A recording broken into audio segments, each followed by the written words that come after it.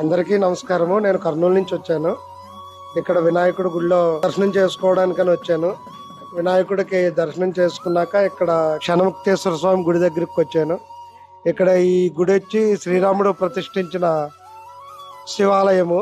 ఇది ఎన్నో ఏళ్ళ నుంచి చాలా ప్రసిద్ధి చెందింది. ఇండియా లెవెల్లో ఈ గుడి యొక్క ప్రత్యేకత చాలా ఉందని చెప్పి అన్ని పురాణాల్లో కూడా చెప్పడం జరిగింది. ఇక్కడ స్వామివారి స్థల పురాణం చాలా చాలా చాలా ప్రత్యేకమైనది. ఇక్కడికి ఐనవిల్లు వచ్చి 1 కిలోమీటర్ దూరం ఉంటుంది.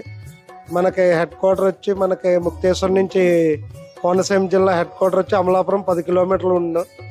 మనకి ట్రైన్ సౌకర్యం అయితే రాజమండ్రి నుంచి సావలకోట నుంచి కూడా మనకి చాలా దగ్గరే. మనకి ఆన్లైన్లో ఓపెన్ చేస్తే గుడి డీటెయిల్స్ అన్నీ వస్తాయి. అందరూ నమస్కారం చేసుకుని అందరూ ఈ గుడిని దర్శనం చేసుకోవాలని మనస్ఫూర్తిగా కోరుకుంటున్నాను. ఓం నమో శివాయ, ఓం నమ శివాయ, ఓం నమ శివాయ.